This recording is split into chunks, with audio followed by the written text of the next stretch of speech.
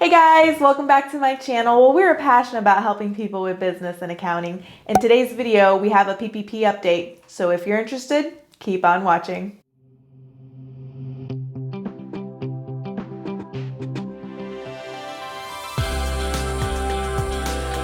On August 24th, the SBA came out with the new interim rule that's more like an FAQ file. And today I want to take a look at that file and talk about some of the guidance that they're issuing. So let's head over to the file and take a look. So number one, owners are any individuals with ownership stake in PPP borrower exempt from application of the PPP owner-employee compensation rule when determining the amount of their compensation that is eligible for loan forgiveness. So they're saying yes. So owner-employee with less than 5% of owner stake in a C or S corporation are not subject to owner compensation rule. So if you have an S Corp or a C Corp and you own less than 5% of the company, then you are not subject to owner compensation rule. If you own more than 5% of the company, then you are considered an owner employee and have a salary cap. Number two, eligibility of certain non-payroll cost for loan forgiveness. Now this question was worded a little funny to me. Are amounts attributable to the business operations of a tenant or subtenant of the PPP borrower or in the context of home-based businesses, household expenses, eligible for forgiveness? So the initial answer is no. The amount of loan forgiveness requests for non-payroll cost may not include any amount attributable to business operations of a tenant or subtenant of the PPP borrower or the home-based business household expenses. The examples below illustrate the rule.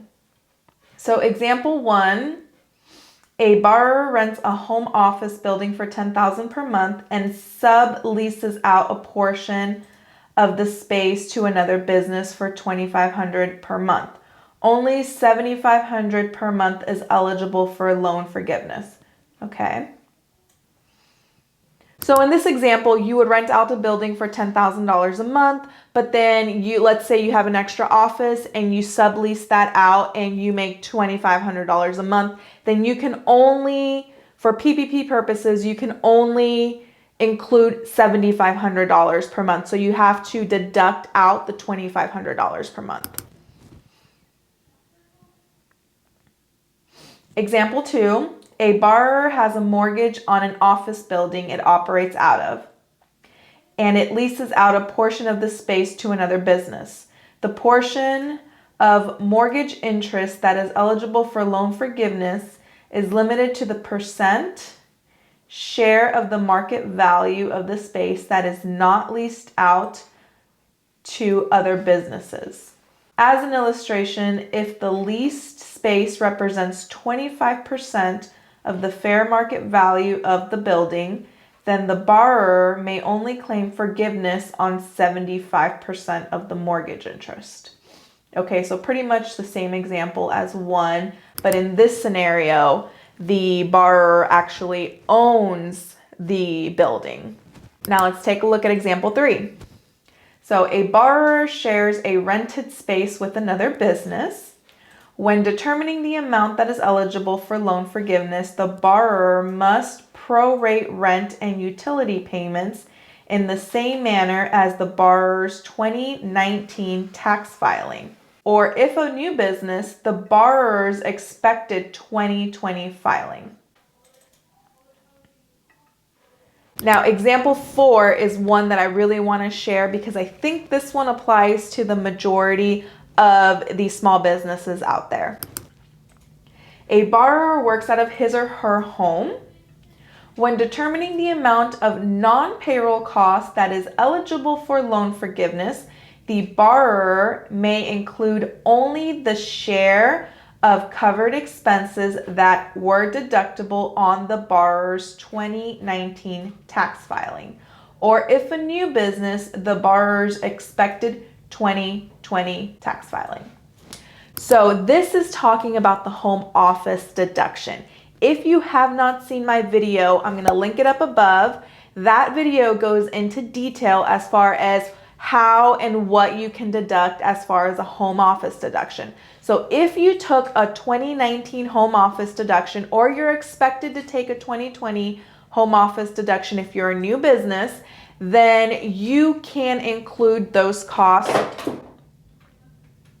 As eligible expenses on your PPP loan. Now remember, with home office deductions, you can only portion out a percent of the cost to the business. So if you haven't checked out that video, please check it out. I think that's going to answer a lot of your questions regarding home office expenses. Now guys, remember, if you are a sole proprietor, an independent contractor, a single member LLC, and you receive the correct amount of PPP, then you really don't need to do much other than apply for forgiveness using the EZ application. And if you have any questions on that application, I'm going to link that video up above as well. Check that out. That goes step by step as far as what you need to include and how to fill out that application. So check out that video if you haven't. But for a lot of you that receive the correct amount, you're going to get automatic forgiveness pretty much because of the way that the loan was structured. If you receive more than 2.5 months of your 2019 compensation, then you can probably include some of these home office expenses and help drive that number down. So it looks like there's a part B. Are rent payments to related parties eligible for loan forgiveness? Yes, as long as 1, the amount of loan forgiveness requested for rent or lease payments to related parties is no more than the amount of mortgage interest owed on the property during the covered period that is attributable to the space being rented out by the business. Ooh. And 2, the lease and the mortgage were entered into prior to February 15, 2020. Any ownership in common between the business and the property owner is a related party for these purposes.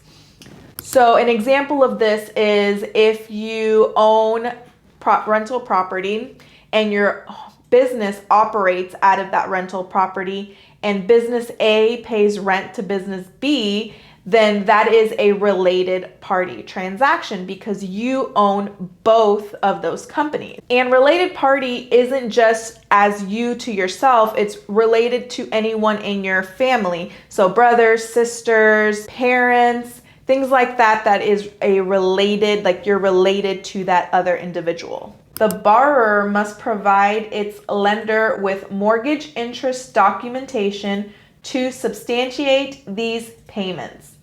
While rent or lease payments to a related party may be eligible for forgiveness, mortgage interest payments to a related party are not eligible for forgiveness. So in my current situation, my company is a C Corp and it rents out a home office to myself, the person. So that would be considered a related party transaction. And so based on this information, I can only deduct the mortgage interest for the percent of use of the home office. So I think the key here is number 1, the amount of loan forgiveness requested for rent or lease payments to a related party is no more than the amount of mortgage interest owed on the property during the covered period that is attributable to the space being rented by the business.